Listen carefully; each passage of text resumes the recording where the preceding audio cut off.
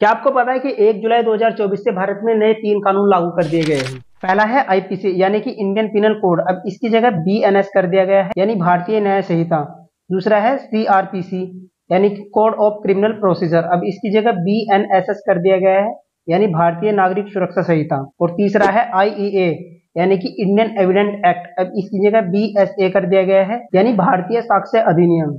इन नए कानूनों के चलते कुछ धाराएं इनमें जोड़ी गई हैं और कुछ धाराएं इनमें से हटाई गई हैं। जैसे पहले आईपीसी की धाराएं 511 थी, लेकिन अब बीएनएस के चलते ये धाराएं 357 हो चुकी हैं। और उन धाराओं के चलते क्या क्या बदलाव हुए हैं, आइए उनके बारे में हम बात करते हैं। इसमें पहला है जीरो एफआईआर। पहले क्या होता था, जब आप किसी के खिलाफ कोई केस करते थे तो जब एफआईआर आपको लिखवानी होती थी तो एफआईआर के आपको कुछ चार्जेस देने होते थे, लेकिन अब ऐसा नहीं है। अब आप अगर एफआईआर दर्ज कराते तो आपको उसका कोई चार्ज नहीं देना होगा। इसमें दूसरा है चार्जशीट और फैसला। नए कानून के तहत आपराधिक मामलों में 90 दिन के भीतर चार्जशीट फाइल करनी होगी और पहली सुनवाई के 60 दिनों के भीतर आरोप तय करने होंगे और केस की पूरी सुनवाई होने के बाद 30 दिन के भीतर फैसला सुनाया जाएगा। पहले क्या होता था, जब आप कोई केस फाइल कराते थे तो जब वो केस कोर्ट में जाता था तो वहां पर काफी टाइम लग जाता था कि भाई हर महीने तारीख मिल रही है, तारीख पे जाओ और ये करो वो करो, तो उसमें काफी लंबा समय लग जाता था। लेकिन अब ऐसा नहीं होगा, पूरी सुनवाई होने के बाद कोर्ट को मैक्सिमम 30 दिन के भीतर भीतर अपना फैसला सुनाना होगा। तीसरा है मॉब लिंचिंग। मॉब लिंचिंग में नई धाराएं जोड़ी गई हैं। अब अगर कोई भीड़ में किसी की हत्या कर देता है तो उसको मिनिमम 7 साल की सजा होगी या फिर उम्र कैद और या फिर सीधी फांसी। अब क्या कर दिया, देखो पहले क्या होता था, अगर कोई किसी की हत्या कर देता था तो उसको मैक्सिमम 7 साल की सजा होती थी। मिनिमम तो ये 2-3 साल उसको सजा होती थी, लेकिन मैक्सिमम 7 साल की सजा होती थी। लेकिन अब ऐसा नहीं होगा, अब उसको मिनिमम 7 साल की सजा होगी और मैक्सिमम फांसी। 7 साल की तो मिनिमम सजा रहेगी, उसके बाद उसको हो सकता है उम्र कैद हो जाए या फिर सीधी फांसी भी हो सकती है। तो ये कुछ बदलाव किए गए हैं। अब महिलाओं और बच्चों पर जो अपराध किए जाते थे उन्हें 36 धाराओं के अंदर रखा गया है। अब किसी भी बच्चे को खरीदना या बेचना जघन्य अपराध माना जाएगा। दूसरा, अगर कोई किसी नाबालिग के साथ दुष्कर्म करता है तो उसे उम्र कैद या फिर फांसी का प्रावधान जोड़ा गया है। दहेज के लिए हत्या या दहेज के लिए मारना पीटना अब धारा 79 और 84 में परिभाषित किया गया है।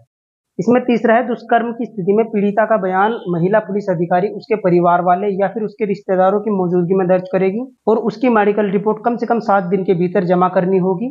और अपराधी को कम से कम 10 साल का प्रावधान है। वहीं 16 साल से कम उम्र की पीड़िता के साथ अगर कोई दुष्कर्म करता है तो उसको कम से कम 20 साल की जेल या फिर उम्र कैद और उसके साथ जुर्माने का भी प्रावधान है। ये तो हुई बीएनएस की बात। अब बात करते हैं सीआरपीसी की, जिसे अब बीएनएसएस कर दिया गया है। सीआरपीसी में 484 धाराएं थी, लेकिन अब बीएनएसएस में 531 धाराएं कर दी गई हैं। बीएनएसएस के कानून के बारे में अगर बात करें तो पहला है, सरकारी अधिकारी या किसी भी पुलिस अफसर के खिलाफ मुकदमा चलाने के लिए संबंधित अथॉरिटी 120 दिन के अंदर अनुमति देगी। दूसरा है, एफआईआर दर्ज करने के 90 दिनों के अंदर आरोप पत्र दायर करना होगा। यानी कि अब अगर आप किसी भी सरकारी कर्मचारी के खिलाफ किसी भी आरोप को लेकर एफआईआर दर्ज कराते हो तो आपको 90 दिन के अंदर अंदर आपने जिस मुद्दे को लेकर या जिस आरोप के तहत उस कर्मचारी पर एफआईआर दर्ज कराई है, आपको वो आरोप पत्र 90 दिन के अंदर अंदर वहां जमा कराना होगा। इसमें तीसरा है, किसी भी केस की सुनवाई पूरी होने के बाद अदालत को 30 दिन के अंदर अंदर अपना फैसला सुनाना होगा। इसमें चौथा है, अगर पुलिस किसी व्यक्ति को गिरफ्तार करती है तो पुलिस को उसके घर वालों को ऑनलाइन सूचना के साथ उन्हें एक लिखित पत्र भी देना होगा। मतलब यानी कि अगर पुलिस अब किसी को गिरफ्तार करती है तो उसके घर वालों को जब इन्फॉर्म करती है तो उसके साथ साथ उन्हें लिखित में पत्र भी देना होगा कि हाँ, हमने आपके सदस्य को गिरफ्तार किया है। इसमें पांचवा है, महिलाओं के मामले में अगर कोई महिला किसी के खिलाफ कोई केस दर्ज करने आती है तो उसके साथ साथ एक महिला पुलिसकर्मी की वहां पर मौजूदगी रहेगी। अब इसमें एक चीज और जोड़ी गई है। पहले क्या होता था, जब कोई केस चल रहा होता था कोर्ट में तो उस केस का जो गवाह होता था, उस गवाह अगर वो गवाह गवाही देना चाहता था तो उसको गवाही कोर्ट में ही आके देनी होती थी। लेकिन अब ऐसा नहीं है, अगर गवाह कोर्ट नहीं आ सकता तो कोर्ट उसकी गवाही ऑनलाइन ले सकता है। वीडियो कॉल के द्वारा उसकी गवाही को मान्य माना जाएगा। बात करते हैं बीएसए यानी भारतीय साक्ष्य अधिनियम की। इसमें क्या क्या कानून जोड़े गए हैं और क्या क्या प्रावधान इसमें ऐड किए गए हैं। पहले आईईए में कुल 167 धाराएं थी, लेकिन बीएसए में अब कुल 170 धाराएं। नए कानून में 6 धाराएं हटाई गई हैं और नए कानून में 2 धाराएं और 6 उपधाराएं जोड़ी गई हैं। इसमें गवाहों की सुरक्षा के लिए प्रावधान तय किए गए हैं। दस्तावेजों के अनुसार इलेक्ट्रॉनिक सबूत भी कोर्ट में मान्य होंगे, जैसे मोबाइल एसएमएस या व्हाट्सएप डिटेल वगैरह। छोटे मोटे अपराधों के लिए पहली बार देश में सामुदायिक सेवाओं का स्थायी प्रावधान किया गया है।